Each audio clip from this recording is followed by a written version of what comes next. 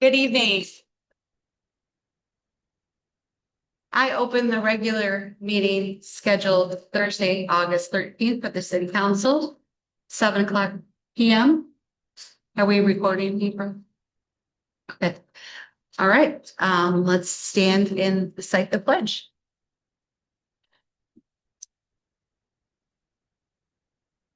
Pledge allegiance to the flag of the United States of America and to the republic for which it stands, one nation, under God, indivisible, with liberty and justice.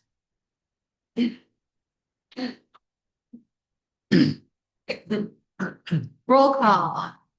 Mrs. Conley. Here. Mr. Frazier. Here. Mr. Gross. Here. Mr. Howell. Here. Mrs. Powell. Here. Mrs. Race. Here. Miss Atchison is present. Got a full board tonight. Awesome.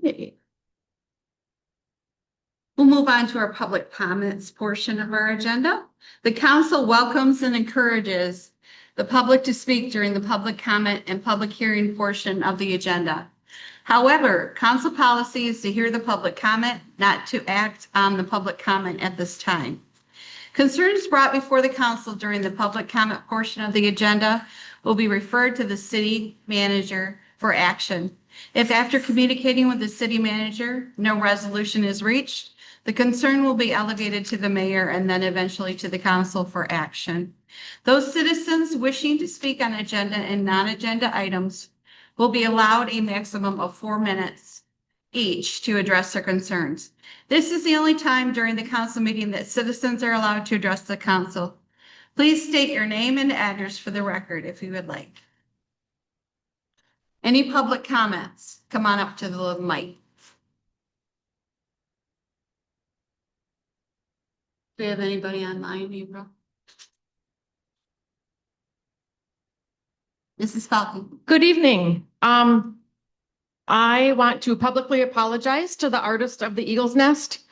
After communicating with the artist, I accepted the donation of the sculpture on behalf of the city of Cedar Springs.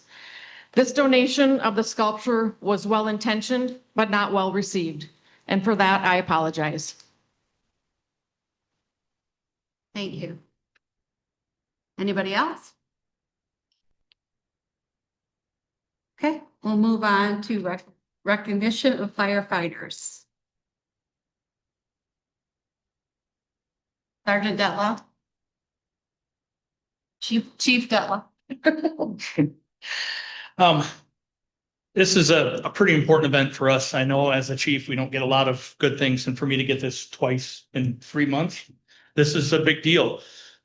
It's something that we need to recognize for our firefighters because it's really important. It's a commitment from their standpoint as well as their family's commitment. They're the ones that are going to have to deal with the late nights, the dinners, all that stuff going through. So I do appreciate the commitment going through. I know both of you split a lot in your car. Thank you very much. So first up, I think somebody here needs to go through and put your badge on for, and I think you know who that is. So I'll have you head up in the middle here. I want to visit him. We'll go through that.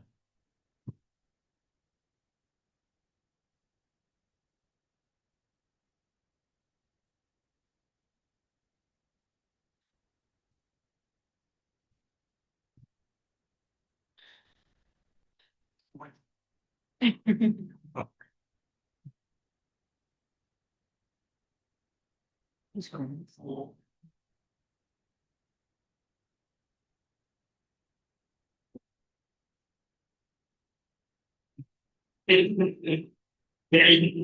Come on.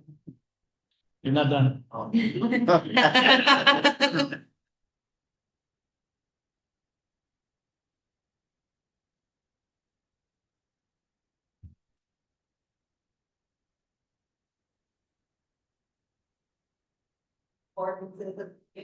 Cedar Springs will be discharged to the fire at the last night.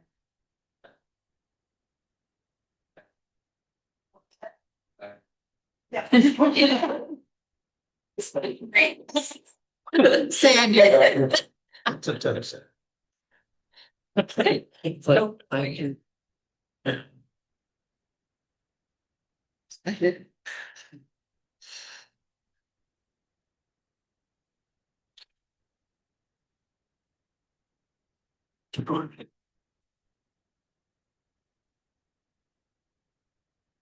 And second is Christy Tracy and her father.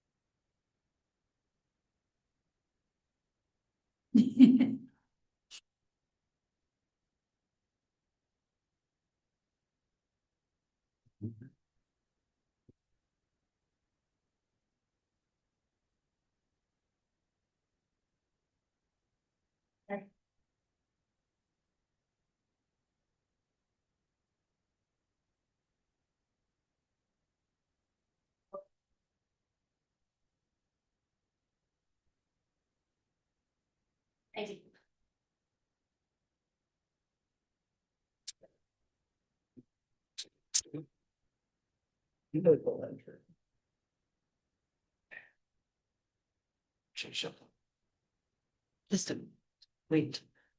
We want me to write that too, or no? Go ahead, Mr. Green.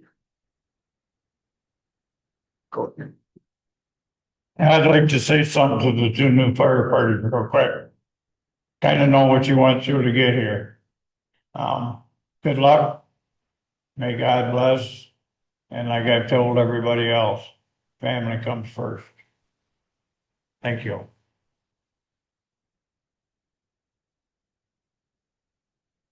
The city of Cedar Springs would like to thank you for your service. And we're going to move on to public hearings. Mrs. Dawkins?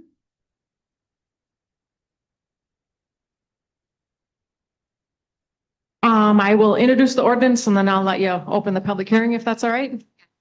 So tonight we are looking, considering ordinance number 261. It's, the currently city does not have a truck route ordinance. And to preserve our streets and infrastructure, I'm strongly encouraging the approval of this truck route ordinance. The city has experienced significant increase in traffic from commercial vehicles and trucks.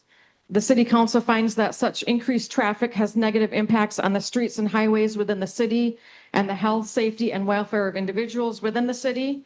The city council further finds it necessary to restrict commercial vehicles and truck traffic to certain streets and highways in order to protect the streets and highway system within the city and to protect the health, safety, and welfare of the individuals within the city. Just a couple definitions: commercial vehicle, inclusive of any trailer which has a gross vehicle weight of 10,000 pounds or more, or has more than five axles, shall not operate on a restricted route. A truck inclusive of any trailer which has a gross vehicle weight of 10,000 pounds or more, or has 5 axles or more, shall not operate on a restricted route. Some exemptions: emergency vehicles, buses, farm tractors, school buses, solid waste collection vehicles, road maintenance vehicles, and utility vehicles are all exempt from this ordinance. After the ordinance is adopted, I will bring back a resolution to city council designating the streets for this route. And then after that, the city will put signage on this route so everybody knows. And then after that, the Kent County deputies can start enforcing it. So I think this is a really important thing that we need to do at this time.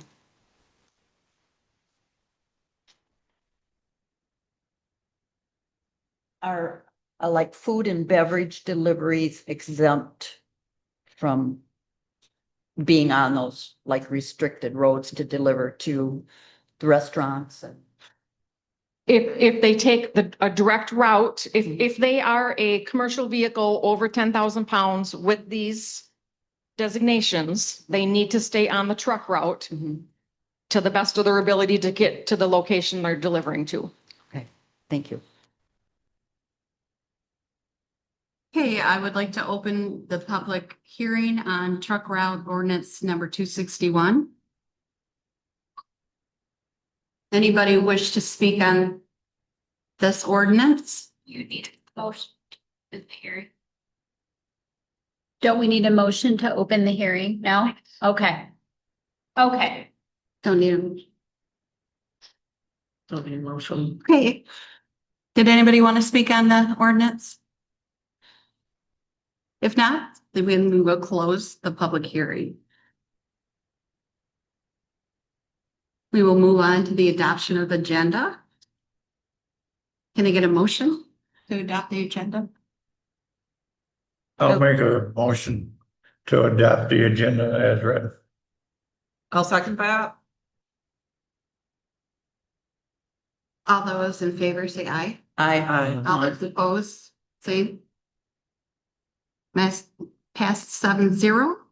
Move on to the consent agenda.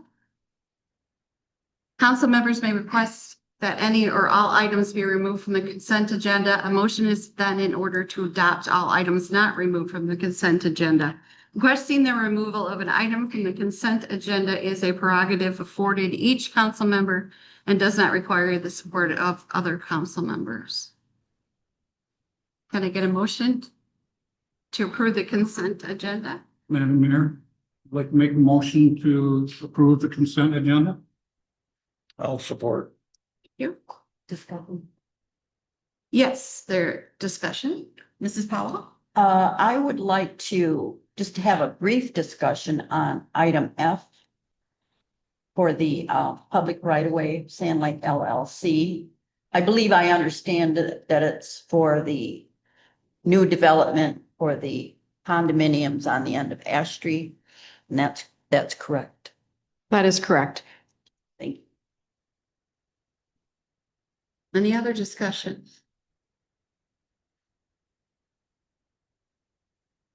All right, I'll do roll call on that one because it has money.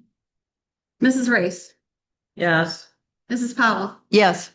Mr. Howell, Yes. Mr. Gross, Yes. Mr. Frazier, Yes. Mrs. Conley, Yes. Ms. Atchison votes yes, passes 7-0.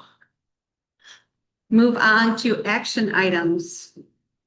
Action item A, motion to approve social district permit application for Cozy Reflections and amend the social district area map to include Cozy Reflections. Mrs. Falcon? So if you remember a couple months ago, Cozy Reflections was approved to work with Love's Wine LLC. So now he can serve wine out of that location. So he would like to join the social district, and our current social district map specifically states the brewery in Redbird. So I'd like to amend the map, put a star where Cozy Reflections is, and add their name to the map. So everybody's aware that all three businesses are in that social district now.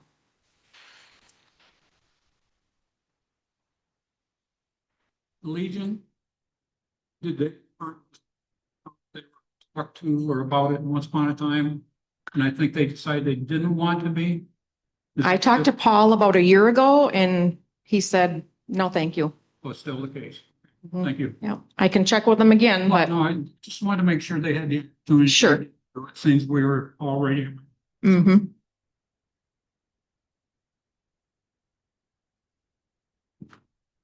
Madam Mayor, would you like a motion?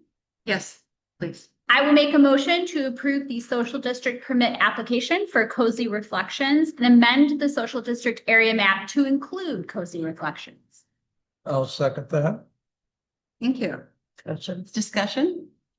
Mrs. Powell? Yeah, I thought it was a wine tasting, but now you can actually buy a glass of wine and leave the building with it.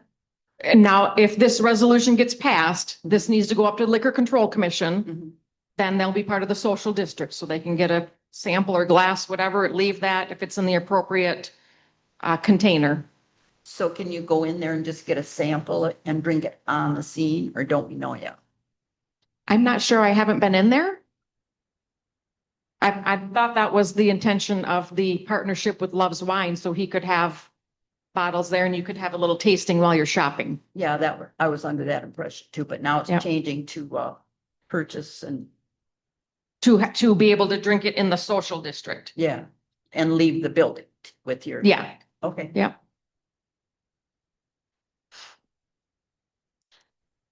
Any other discussion? Okay, let's take a roll call. Mrs. Powell, Yes. Mr. Frazier, Yes. Mrs. Race, Yes. Mrs. Conley, Yes. Mr. Howell, Yes. Mr. Gross, Yes. Ms. Atchison votes yes. That's a 7-0. Action item B, motion to approve truck route ordinance 261 and authorize the city manager to create a resolution designating street as trucking routes or restricted routes within the city. Mrs. Duncan? Same. I mean, so I just explained it for the public hearing. Is there any questions or? Any discussion? Oh, all right, let's take a roll call. Do you need a motion? Oh, sorry, let's get a motion. Madam Mayor, I will make a motion to approve the truck route ordinance 261 and authorize the city manager to create a resolution designating streets as trucking routes of restricted routes within the city. I'll support that. Mrs. Conley, Yes. Mr. Frazier, Yes. Mr. Gross, Yes. Mr. Howell, Yes. Mrs. Powell. Yes. Mrs. Race, Yes. Ms. Atchison votes yes.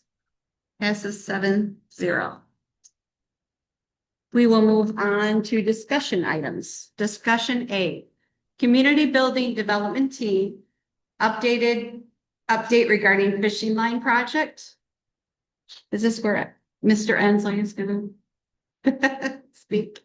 Come on up, gentlemen. Council, Hello. it's Mr. No. Ensleys. Yeah, we're both Ensleys. Oh. I The do- Ensleys. Yes, yes.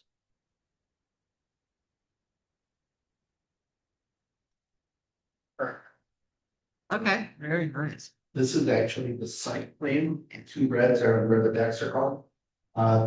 The boardwalk is still underlay, and then if you want to play with these are the actual 3D models of the decks. Oh, okay. Like Lego. Yeah, sure. You want to make sure you have it.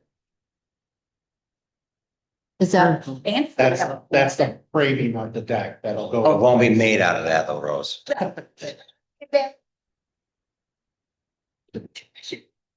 Absolutely.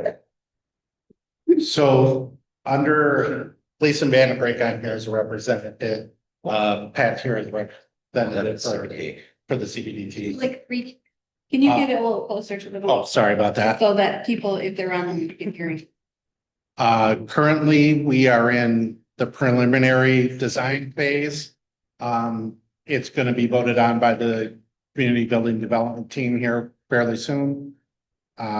We did apply for the permit for Eagle, because it's within the floodplain, along the north side of the creek there. Unfortunately, most of the park is 3 feet below the floodplain, so that's why Eagle's involved. So the next phase for us is get the permit approval from Eagle, and then full design will be done and they can start construction. It'll be fairly quick. Very short path in this design. Less than 10 cubic yards of fill will go into place, and then that'll be just the 2 wooden decks. And they can start fishing. Yes. That's where we're at right now. Feel free to ask any questions of me Or or myself. Pat in. When's the next CBDT meeting? That is September. Bear with me. That was a good question, Ms. Paul. I think it's September 2nd. Yes, September 2nd at 7 a.m. Oh, God. Yeah, early. Yes. Thank you. You're welcome. Any other questions? No? Love Thanks for your time. Yes, Welcome. it's gonna be great. Thank you. Thank you. It's fabulous. We'll move on to B. A motion to approve ordinance number 259, an ordinance to amend chapter 5, nonconformities. First reading. So the current nonconformities ordinance that we have on the books, I think is literally like one paragraph. And after the adoption of the master plan, coming up with an ordinance that addresses nonconformities in much more detail was on the top of our list. So that's what you have tonight. This has been to Planning Commission several months in a row. I mean, probably up to 6 months. It just needed that much attention. And Planning Commission held a public hearing and they are recommending council approval. So we're here tonight for first reading. Just want to give a little bit more detail of the ordinance. So the intent within the districts established by this ordinance or any amendment thereto, there are structures, uses, lots, and sites that were lawful before this ordinance was adopted or amended that would be prohibited or regulated under the terms of this ordinance. Such structures, uses, lots, or sites are called legally or lawfully nonconforming or nonconformities. Since such nonconformities tend to disrupt the harmony of neighborhoods and business districts and can adversely affect the public health, safety, and welfare, it is the intent of this article to permit them to continue to the extent required by law, but not to encourage their long-term existence or expansion.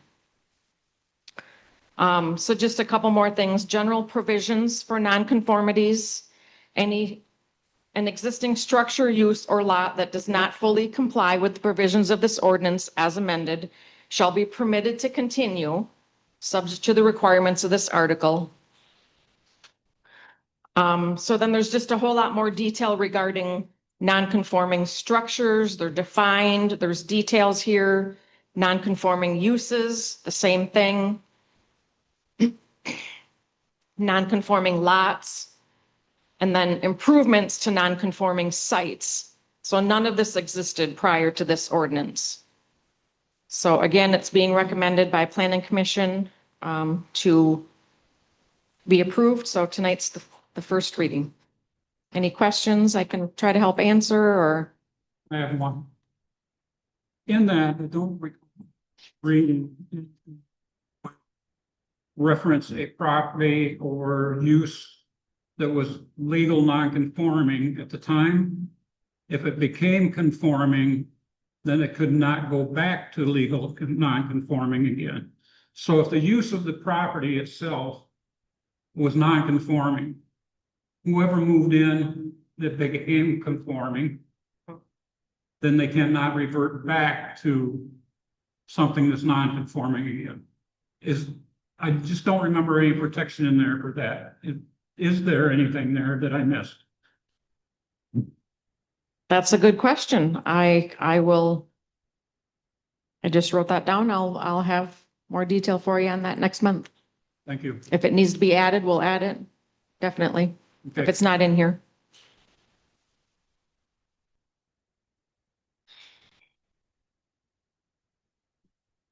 Any other questions or discussion? Mr. Howell? I would like to just compliment you. A lot of times a government will say, we need to rezone an area and change its classification, its use. And this is going to be industrial or commercial, and it's passed and a map is done. And all of a sudden, a person who's lived there and everything else, their home, their property, well, I'm non-conforming. And everything was fine until they passed this. So for you to spend the time, everyone, whoever was involved with all this, to be able to identify each of these people, their properties, their homes, work out this language for that so they can continue, not expand, not do a 4-story, but just enjoy and legally, what they have. I think that's really nice. And I'd like to compliment you on it. Thank you.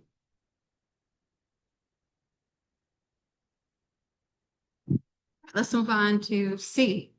Motion to approve ordinance 260. An ordinance to amend chapter 32, sections 32-214, special uses in the single-family residential district, and section 32-697, special uses, and section 32-617, schedule of parking requirements. First reading. Mrs. Falcon? So as it states, chapter 32-214, multifamily dwellings was not currently listed as a special use, so we're adding it. Current special uses, I'll just read through a few of them so R1 zoning, residential single family, special uses, bed and breakfast, residential plan unit development, community centers, church, mosque, municipal buildings, private schools, adult daycare. So we're adding multifamily dwellings. And then section 32-697, this is just the details of multifamily dwellings in the special approved standards. And then the final 32-617-1, the Planning Commission felt for multifamily dwellings in the R1 district, going to a minimum of 1 space per unit, 1 parking space per unit, but not more than 3 spaces per unit shall be provided. We had a couple landlords in the audience at the Planning Commission member meeting, and the feedback from them was a lot of the apartments are like single parents with 1 car. So requiring 2 or 3 spaces, they can't meet that. So requiring 1, but they can, in their proposal, submit up to 3. So just a little change there.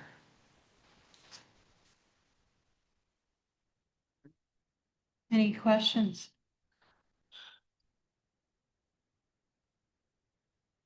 No?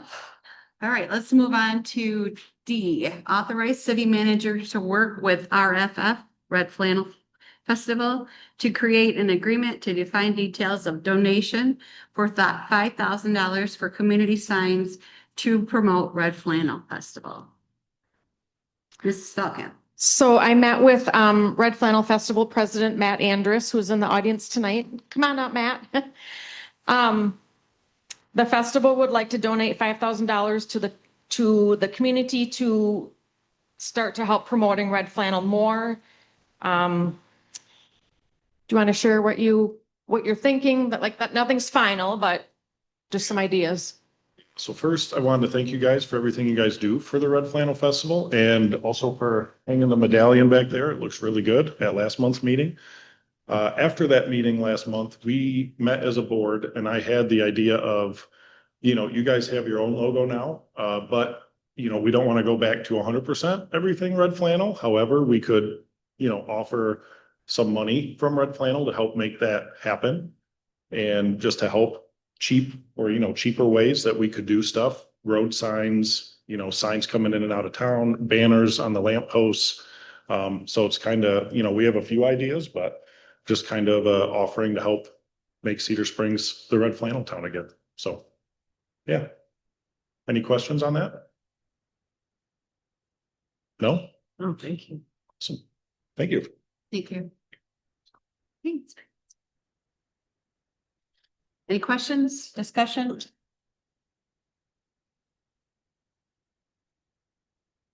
Do you want to make a motion? I can make a motion, Madam Mayor, if you'd like. I will make a motion. Hold on, I lost my space. But I will make a motion to authorize the city manager to work with the Red Flannel Festival to create an agreement to define the details of a donation for $5,000 for community signage to promote the Red Flannel Festival. I'll support that. Any discussion?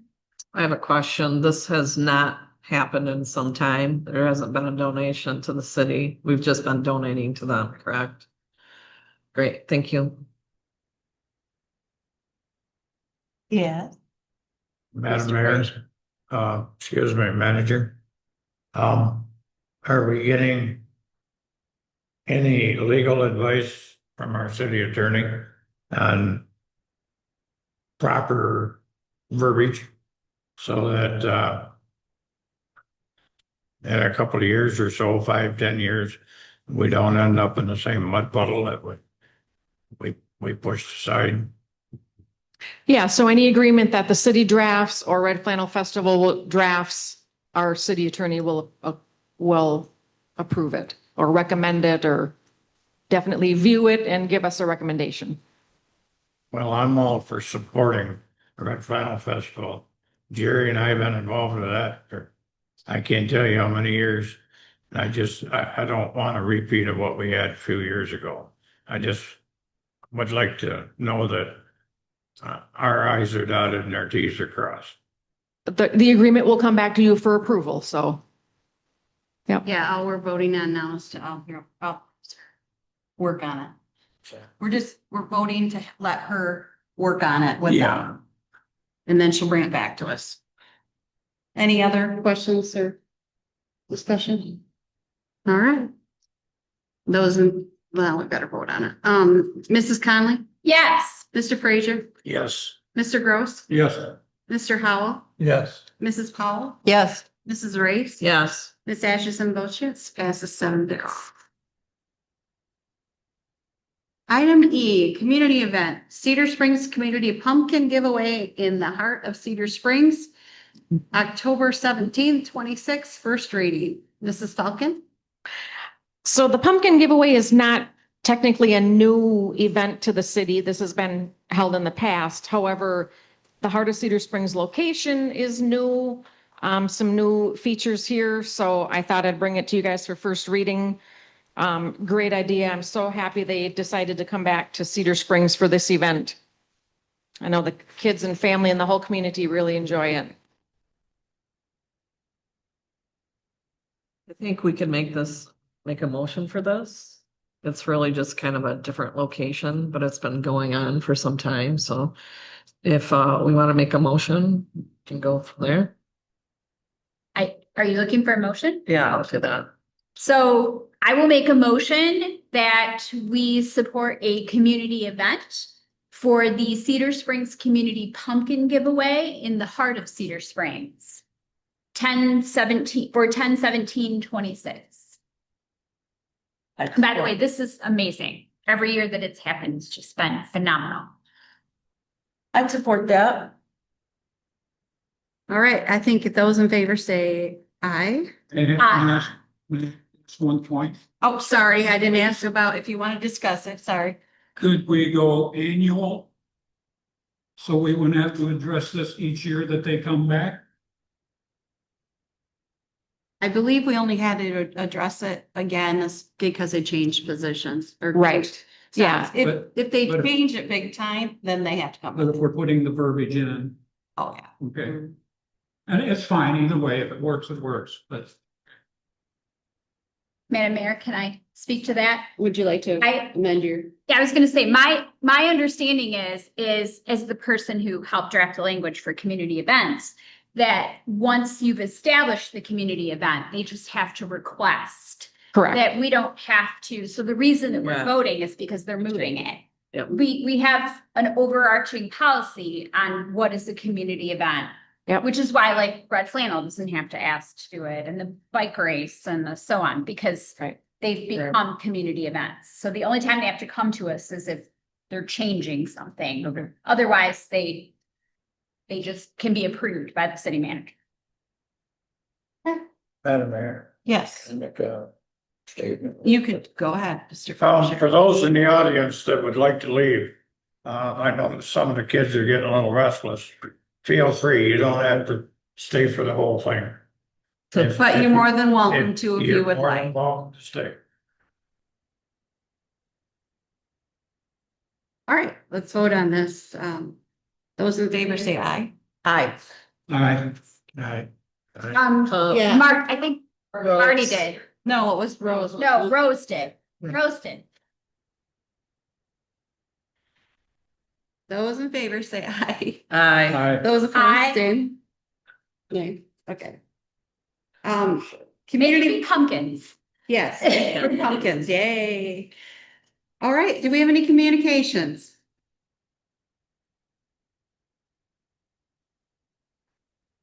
No?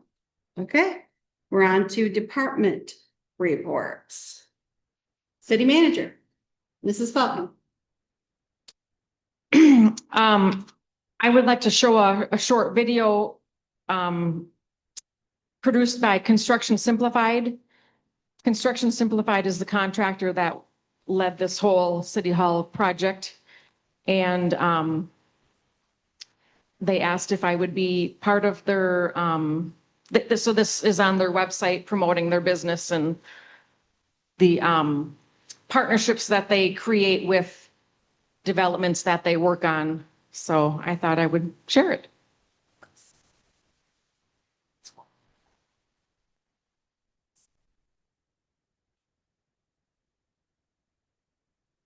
They wanted me to work on. Sent that asked to me. So I went and met him. He said, well, what do you think about my building? I'm on the city's campus, that's their new city hall. I fell out of the chair. Took almost a year to explore, is it structurally sound? This building was built in 1929, so it's 100 years old. So we went to work with engineers and put our team together and said, you know, I think this is in what? 100 swapping space, it's dark, dingy, just small holes, existing wooden entrances. And the initial reaction from an architect and a construction guy is how cool the space would be. I think that people have a difficult time envisioning how awesome that would be.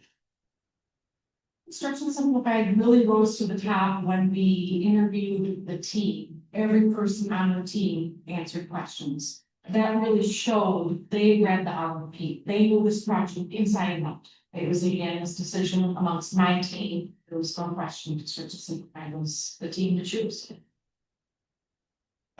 So it's our the submission process was apparently was the current queue, so they're asking for to qualify. We collaborated he didn't ask for a budget, but we were afraid about one. And what that does, ultimately what they sensed was the team effort internally here from day one, communication with the client, really take an interest in the client's aspirations for your project. Executive team, its design teams involved in the really streamline and process expert things. What we do different is our communication to your partners on every project. The comfort that I feel when I sit down with the team, they're there to carry out our wishes, and that's what we want. We can tell we're all on the same page. We're heading for the same goal.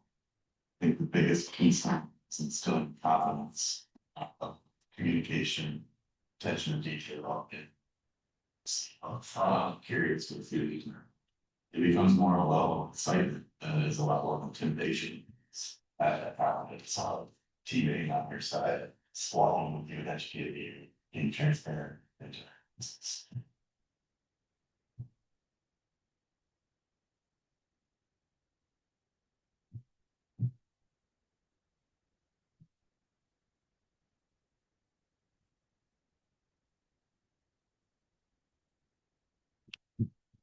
My staff and I really created a bond with the team, and one of the guys stopped by today, and we miss meeting with those people. It was just, you know, they kind of became part of the fabric, and so thought I'd share that. I thought it was very well done. So speaking of this project, 3.515 million is what we bonded for to do this project, and we overspent by $397, but we sold items at the previous city hall to the tune of $700. So technically we're $300 to the good. So for this size project, that is fabulous. Yeah. Dropped off today from Construction Simplified was this really nice hardcover booklet, kind of explains the process, the project. So we'll share these out in the front entrance for the residents and anybody that wants to look at them. So I thought that was a very good gift to us. And then I wanted to share, a couple council members and I attended the White Creek Flats ribbon cutting ceremony. And this was dropped off to the city as well. It says White Creek Flats, 14240 White Creek Avenue Northeast, established in 2026 with the piece of the ribbon that we cut, that Councilmember Powell cut with a pair of scissors. So I thought that was very nice.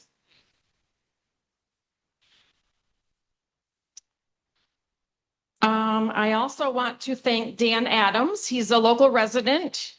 He donated funds to the city to install the tree and the bench in the front yard here. So that's been done.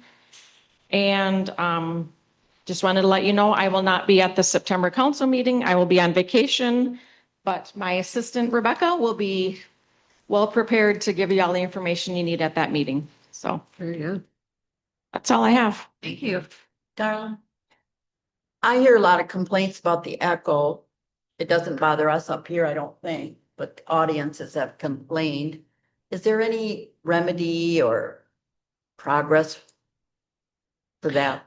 This past Monday, we called that team back in here, and there were several of us in this room. We kind of did a mock council meeting and did video, and John was online.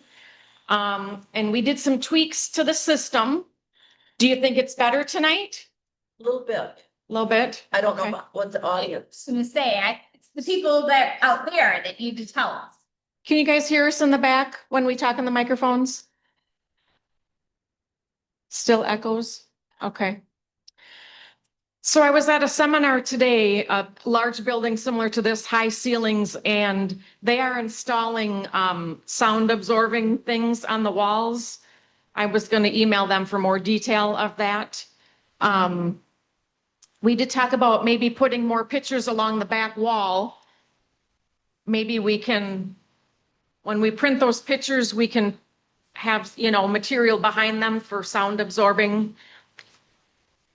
I don't know. We can keep fine tuning it. I mean, we don't really have the solution, the answer specifically, but we did test all the microphones and all of them and adjusted the system. So I think it's more with the handheld than it is with our mics. Am I correct? Or is it echoing all the time? And you can't hear us probably. Okay. So it's the handheld ones.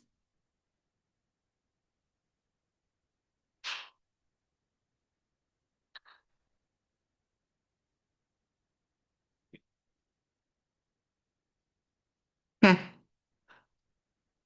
I would think they would have auditory or experts on getting that subdued or repaired or whatever.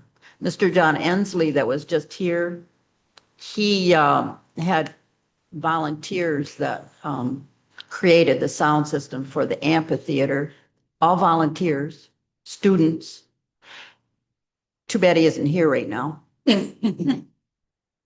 So he might be somebody we could contact to get some information or even some free help.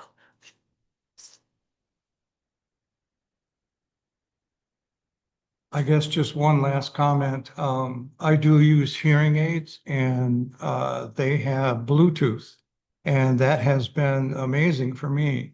So if there's any way where microphones, broadcasting, whatever can be turned into Bluetooth in some way, then for those, can I say elderly, Okay.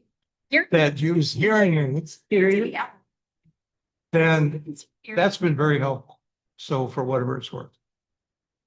And I was just gonna add, if our mics are not doing it, maybe we need to change over the kinds of microphones we're using out there. Cause I mean, maybe that's the struggle.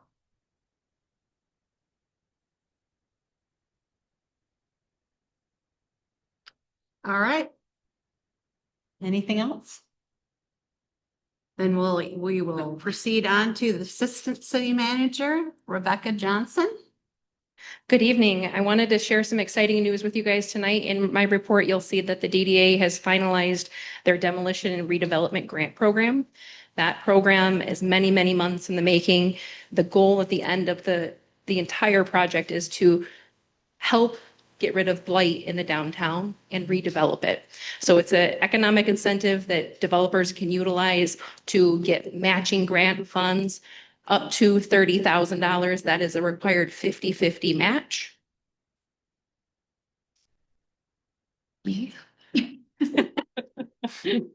And I don't want to go into the details of it, but the form is available on our website, and I wanted to share with you because that is something that they've been working on for quite some time. Excellent. Additionally, just a couple updates. We did finalize our Michigan Corpse water grant. We pulled just over 1,500 pounds of trash out of the creek. That was our joint effort with the CBDT, CTA, and the Rotary. So just wanted to emphasize that those partnerships are so important to our community. Lastly, today I was able to welcome 25 bike tour individuals to. It's the kids. Oh, I think it's the kids out in the It entry. is. Okay. Okay.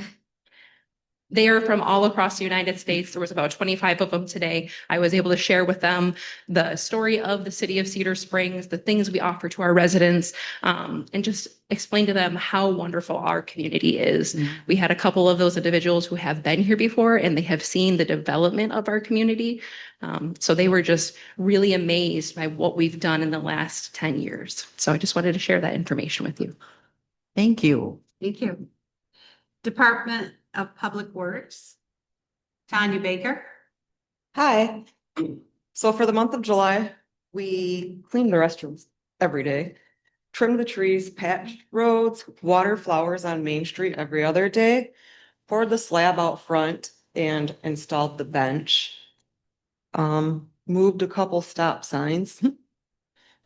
Lowered some water curb boxes, power washed the stones in the fountain. There's algae growing in it. About a week later, came right back. Of course. Trying to figure out how to get that fixed. And we fixed the drinking fountain at the staging area and 3 storm drains in town. While I have you guys, on Main Street, there are 8 trees that need to be replaced because they're getting too big, and 2 other ones that are dead. So I'm hoping to do that this spring before they start to lift the sidewalks. They're already starting to lift the grades. So hoping to save the sidewalks. I just wanted to bring that to your guys' attention if you weren't sure or seen it. That's all I have. Any questions? No questions, discussion? Comment, Go ahead, Mr. if I could. Sure. I'd like to thank the DPW and the office. I came in here with a request as being a proud veteran and American about the number of flags that were hung up in trees, twisted, torn, so forth on Main Street. It was taken care of very well and quickly, and I appreciate that. If we're going to represent our country, being a veteran, I want the flag to be presented correctly. There's times it just can't be because it's going to get hung up, including mine at home. But it happened quickly, and I appreciate that. Thank you. It's not easy to reach up there and change them either. So, All right. Law enforcement, John Paulson. Good evening. Sergeant Paulson. Okay. John is fine.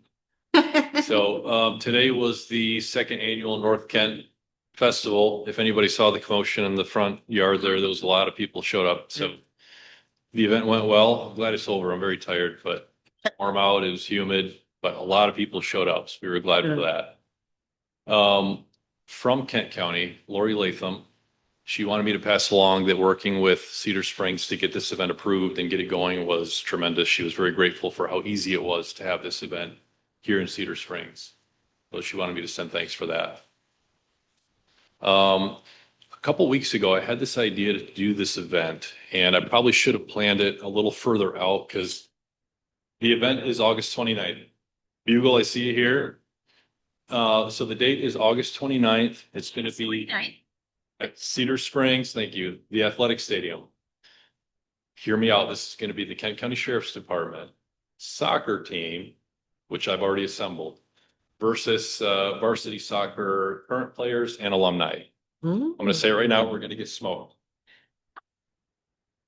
The boys or So the boys currently Or are in co-ed? season, so they're not allowed to participate. the group? So it's gonna be the boys that have graduated and are now collegiate level players. So that's even worse. But yeah, some of the women varsity is gonna be playing. My daughter's on the varsity team. She's gonna be playing against me. Is she of age? What's that? Is H still the coach? Yes, yep, I've been working with Coach H to organize this event. So if I haven't said it yet, it's August 29th. So it's, open at 6 it's a p.m. co-ed soccer team from the sheriff's department Yeah, and then a co-ed soccer team from Cedar. Cedar Springs Yeah. of alumni and current girls players. Yep, exactly. And the idea behind this is it's $5 to get in. All the ticket prices and all the money that we raise from this event is going to go to North Kent Connect. Is amazing. They're a great asset to the community in this area. So this is just a way for us and the community to say thank you to them. So the soccer game, we're going to have our mounted unit there. We're going to have our K9 unit there. We're going to have our drone team there. And they are going to drop the game ball for the game. We still have to do some testing to do that, but they've committed to doing so. It's going to be fun. If anybody knows who, I probably shouldn't say his name, but I'm going to. Does anybody know who Brent Willett is from Oh, yeah. school? Okay. Mhm. He volunteered to be in the dunk tank at halftime. That's a, So I'm sure we'll Great. have a bunch of students lined up. It's going to be $5 and you can dunk Mr. Willett in the dunk tank. we'll be there. That's at the That's a good stadium. one. It's going to be at the stadium. Do you have a time?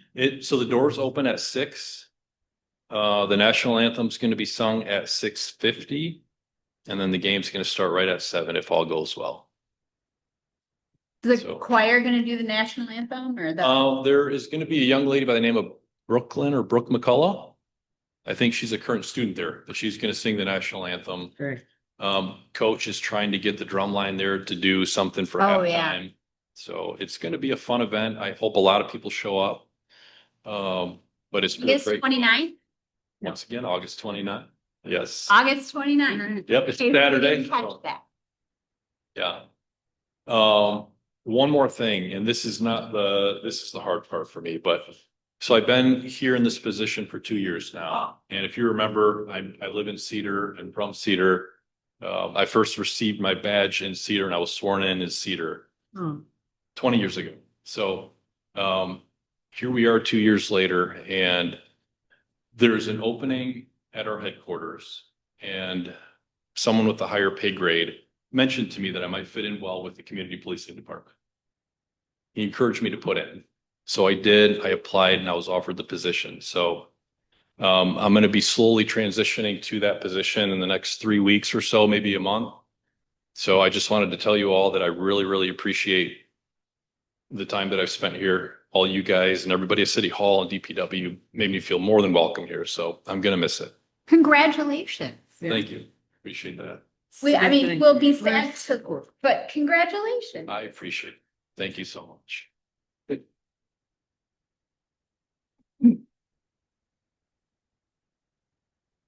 So this event here, just to end on a good note, this event, I'm very much looking forward to. I will still be here for that. I'm going to play. Hopefully I'll walk off the field.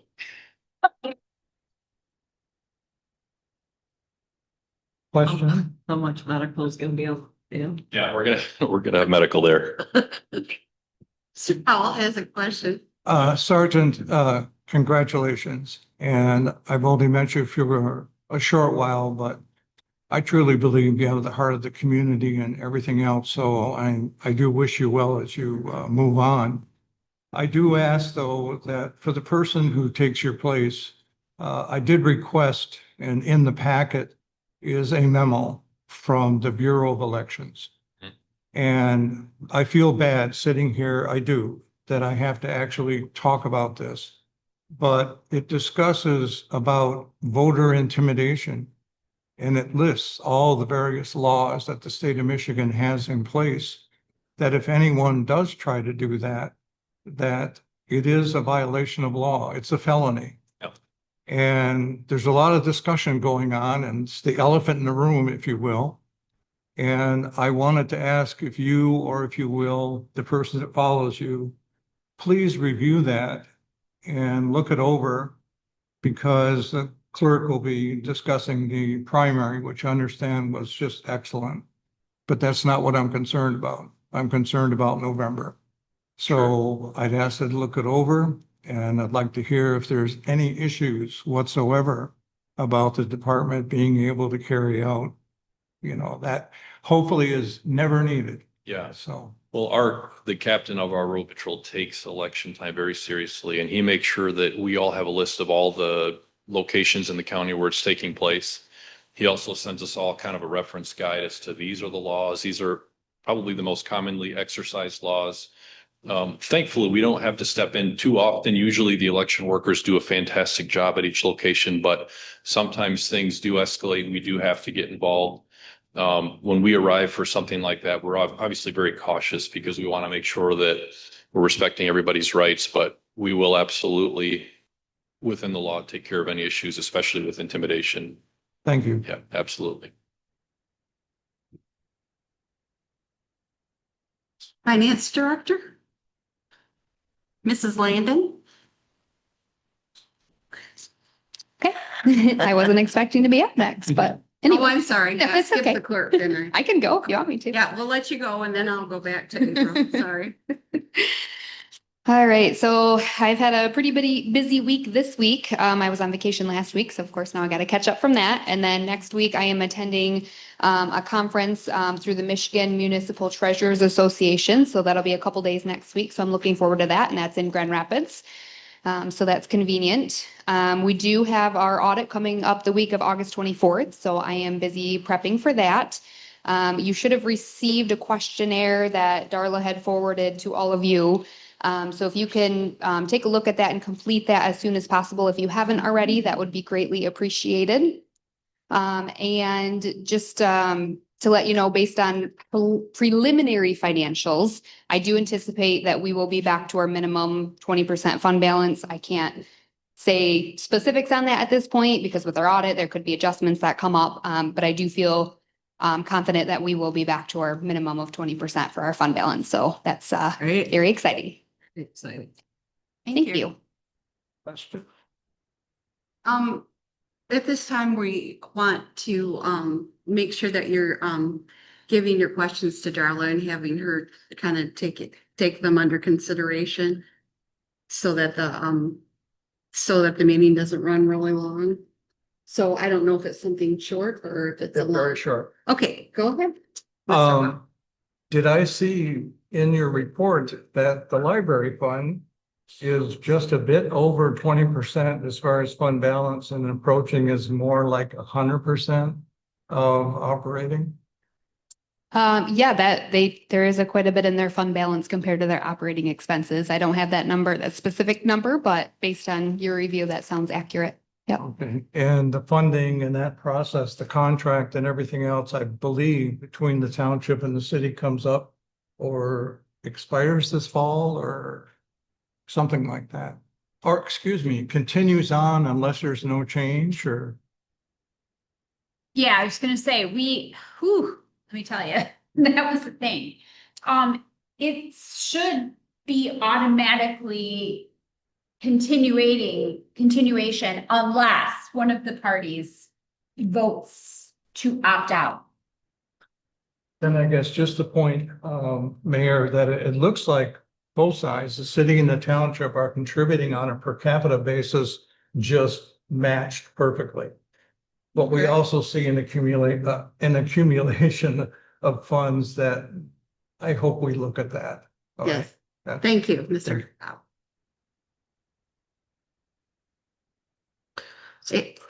Clerk, Mrs. DeSuss. I'll go back to him because did I skip you too? They always say, Yeah, sorry. And Russ, I'm sorry. I can go, that's fine. Go ahead, you go.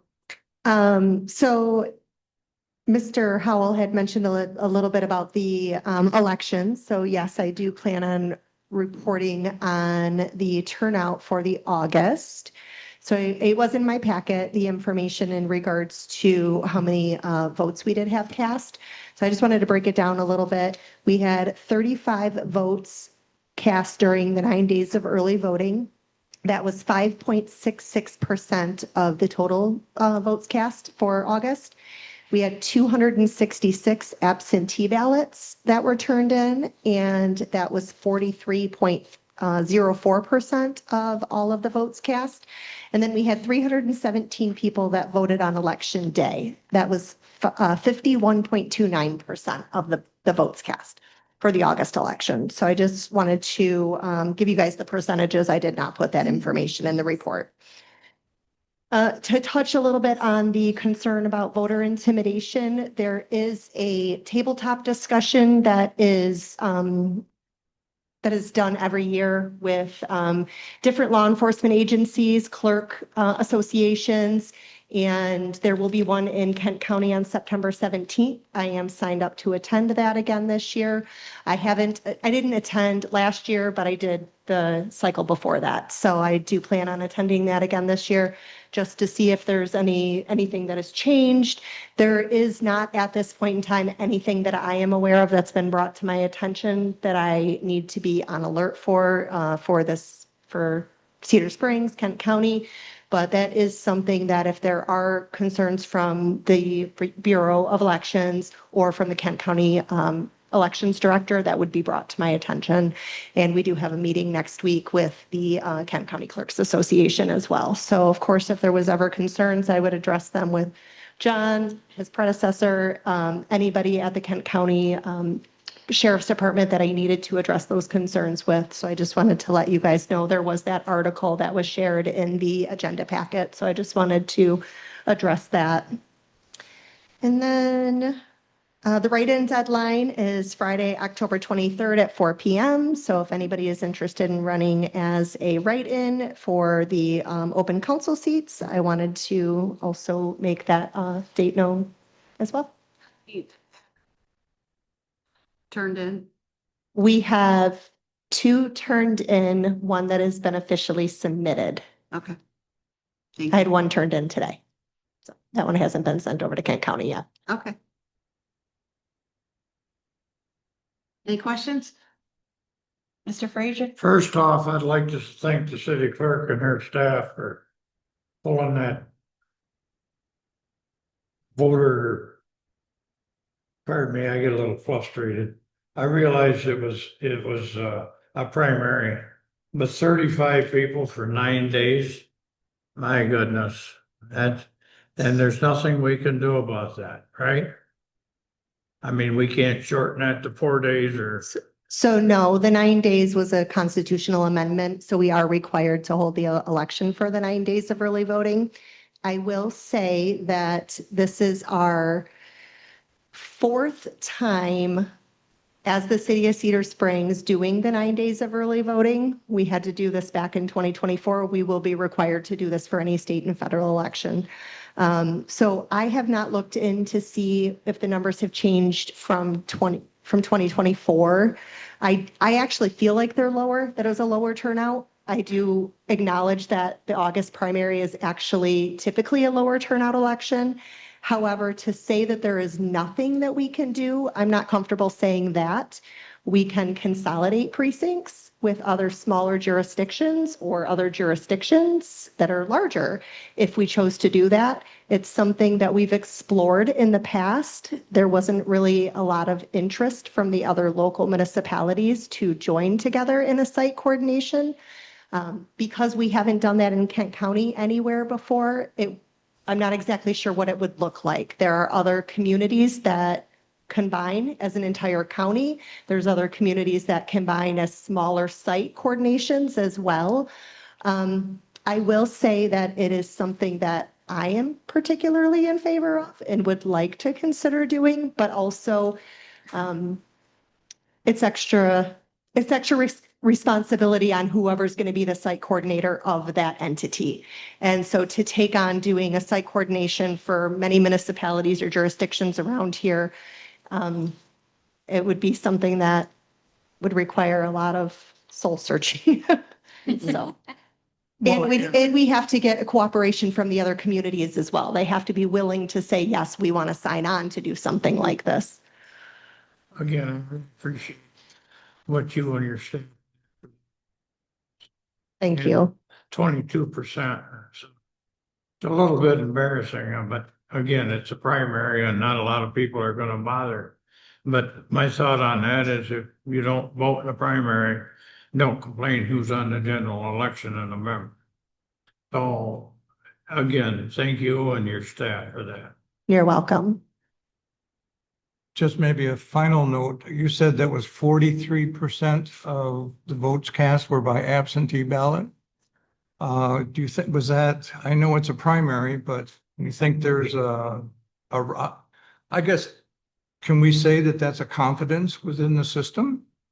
And I would say that the confidence is certainly growing within the AV system from what we've seen. We canceled our absentee application list this go round. So after this August, I won't be sending out the applications anymore to let individuals know, hey, if you want your ballot, let us know. Because we've had so many people sign up for the permanent ballot list. It didn't seem like it was cost effective to the city for us to continue to mail out a couple hundred letters. The time that it takes the staff to do that, the postage, the printing, all of that. So I think that that's a sign of a positive transformation into absentee voting confidence. just take it as confidence. We vote absentee and it's just fine.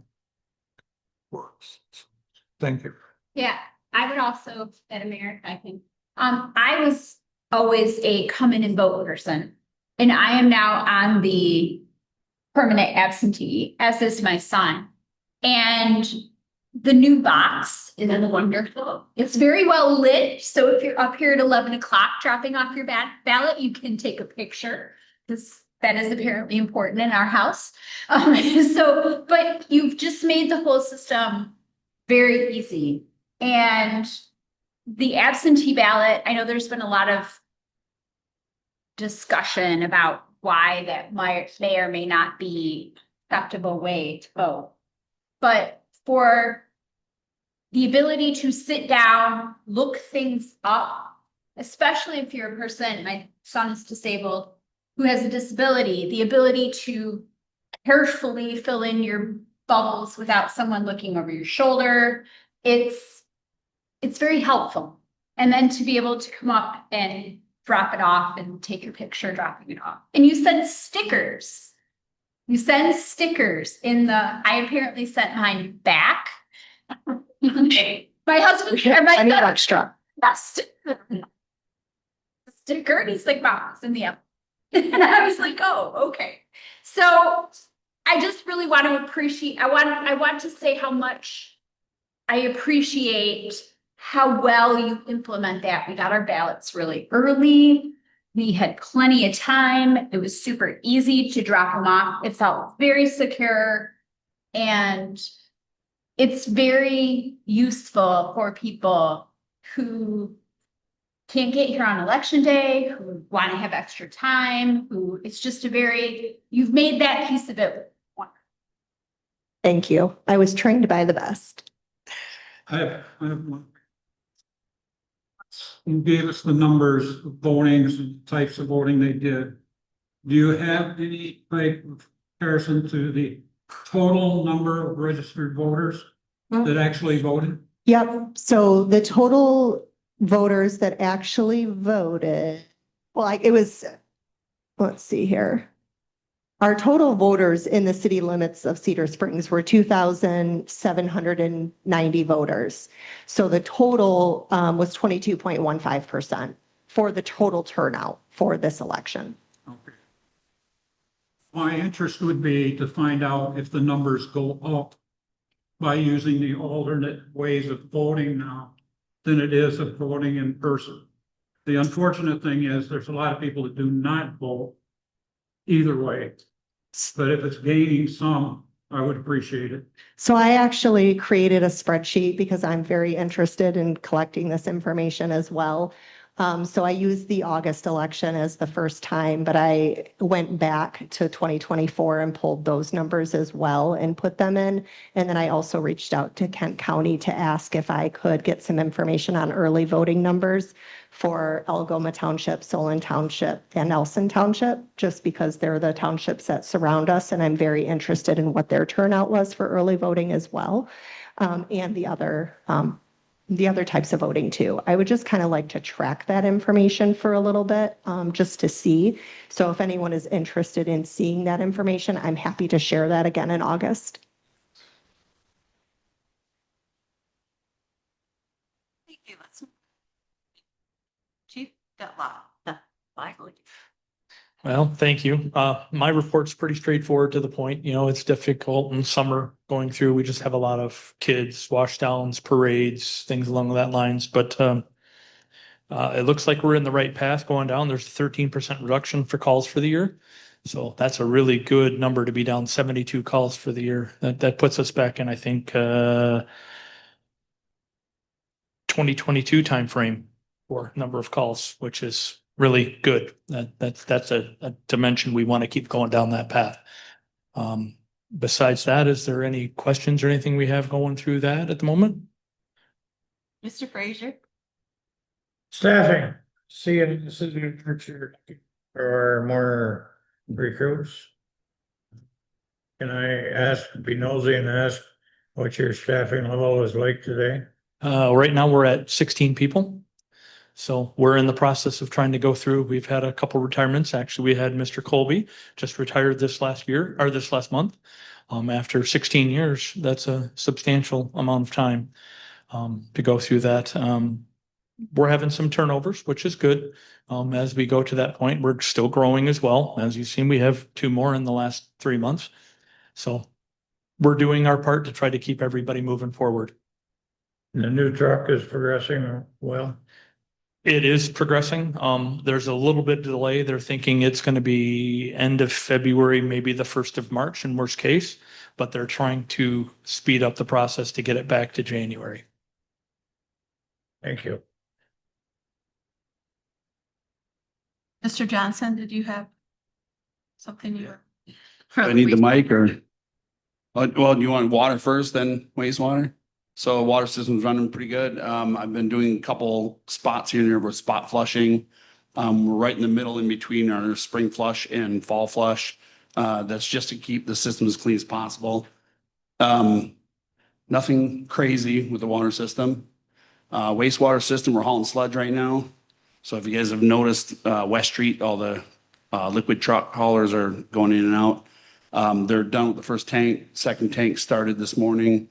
They'll be done probably Wednesday.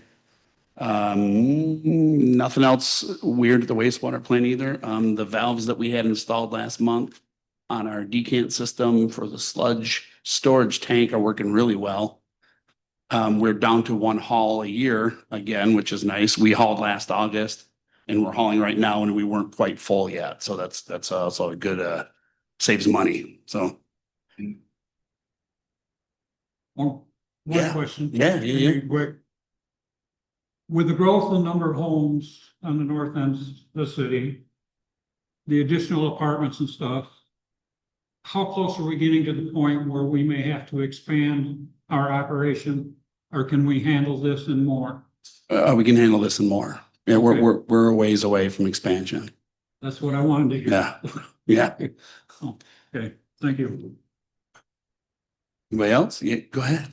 I guess we can thank Jerry Hall for designing this fabulous wastewater system we have. Yeah. And then coupled with everything else is going to low flow to most houses, apartments. Everybody has low flow toilets and stuff like that now. So you get less and less out there. The more we seal up our collection system, the less water we have sent out there.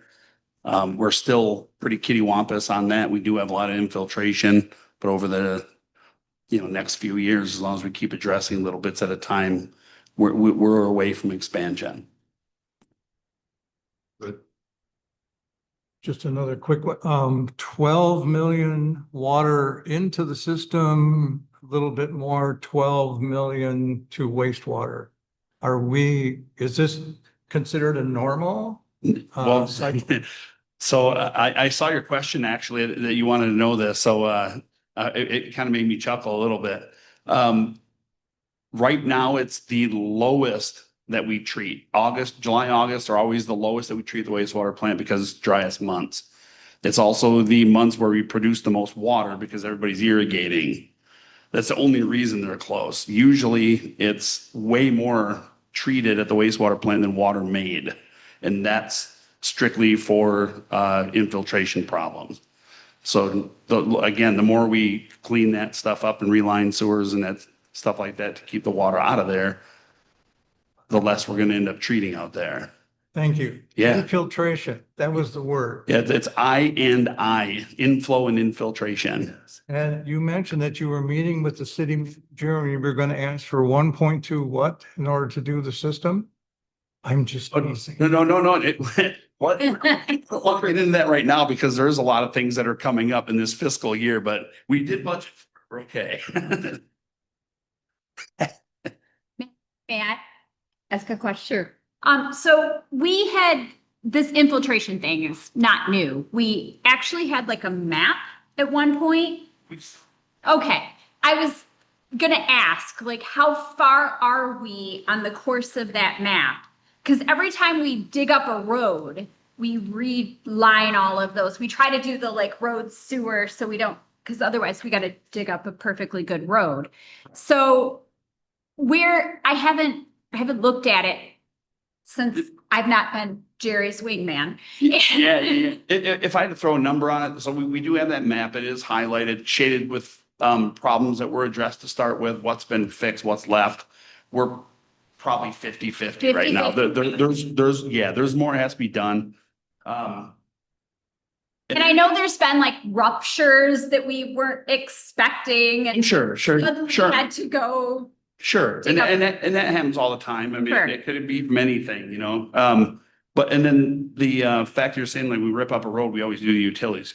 Very, very, very important because it's literally the minute you lay blacktop back down is when you have a break and something else screws up. You gotta dig the whole road back up. If we can afford it, we will always do that. Yeah. So I believe that's like our standard policy is if we're doing the road, we go down and do this. Okay. Yeah. So we're about halfway. Rough. Yeah. Okay. And a lot of the stuff that's still out there is just, it's old. Obviously, the city's had pipe in the ground for years, right? So, Like 1920s, right? roughly, yeah. Most of that stuff's been cleaned up. That was the worst parts. Yeah. Lap sewers and relining and all that stuff. So The the whole drain field with the new drain district, that took a chunk of them, didn't it? I don't know what that is. We had to have a hearing. The County Drain Commission came out and they created a district and y'all don't know when Rose, you were there. Yeah. Oh, yeah. Yes, I wasn't involved with that, but I do know where that's at. I guess. Because that was a huge, like there were huge pipes that had to be redone. Yeah, I'm getting nodding from Yeah. our DPW Yeah. director. And that's all in put there to keep the water table low enough so it doesn't have inflow into our sewer system. That Right. helps. Any little bit of that helps. And our water table is high, It's always high here. Oh, yeah. thus the springs. Yeah. See, absolutely. Right. Yeah. So thank you. Yeah. No worries. All right. Any other questions? All right, I believe that leads us into our executive session for our annual evaluation of Mrs. Falcon. And this is a closed session, right? So I guess we're gonna adjourn for about 5 minutes. And then we'll come back in. Thank you, everybody, for coming. Appreciate you.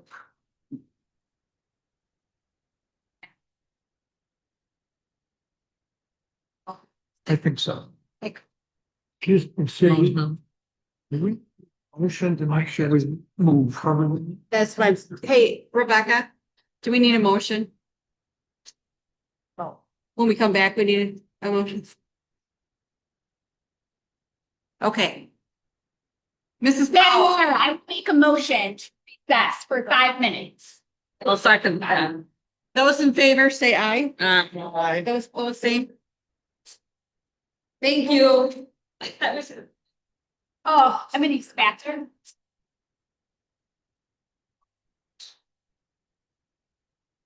Moving red. He is abandoned.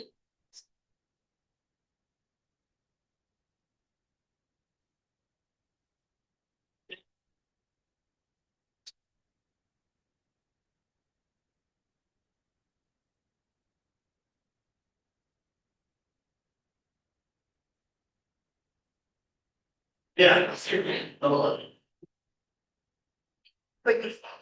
Are, if a retired fire wants to drive. Couple.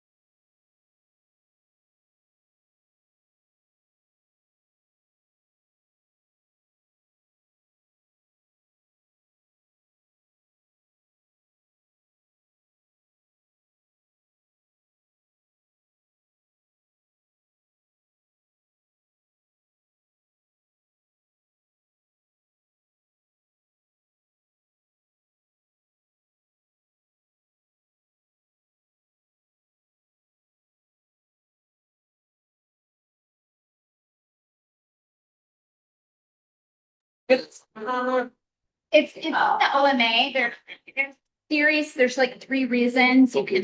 Is it on pause? Yes, we should. Okay, I need a motion to go into closed session. Madam Mayor, I will make a motion to go into closed session per to the Open Meetings Act reasons to have a evaluation for the manager and an employee conversation about their service. That's the reason, and I second it. All right, very good. Any discussion? Any discussion? Question? Okay. Don't let them talk. They look like trouble. Those in favor say aye. Aye. Those opposed say. Okay. All right. All right. Second. Somebody grab. Now we could go. What are you giving?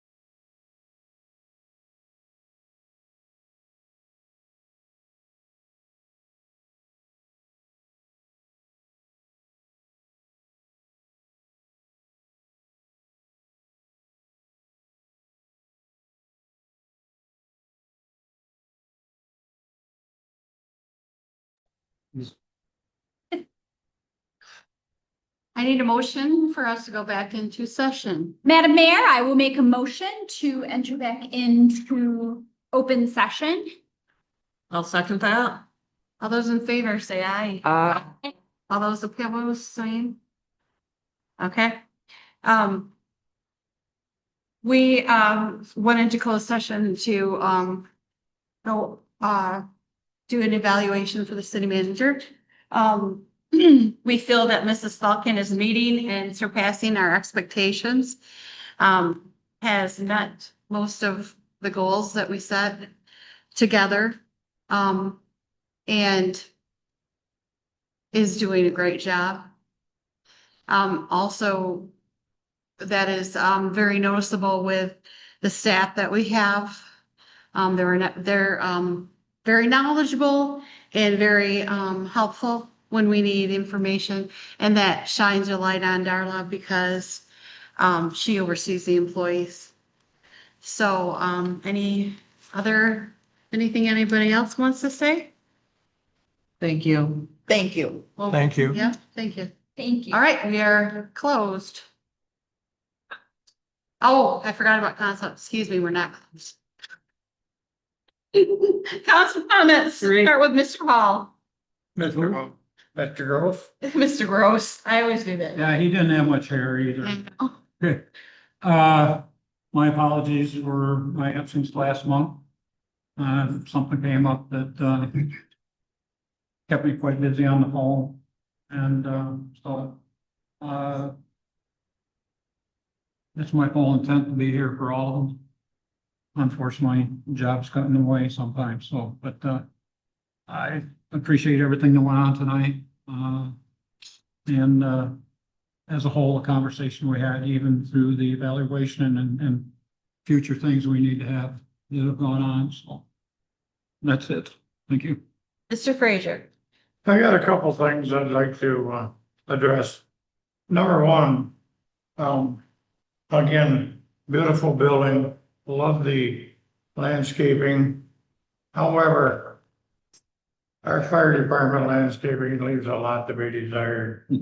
Where we put bark in there 4 years ago is now all weeds. I don't know though, I want to challenge the city manager, but to have her work with the fire chief and see if we can spruce that up a little bit down there. I don't know, getting rid of the bark or planting a few shrubs or maybe planting a rose or two. Might spruce it up some. And the second thing, I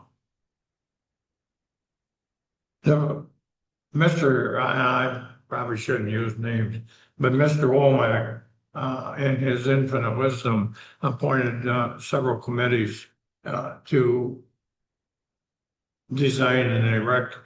And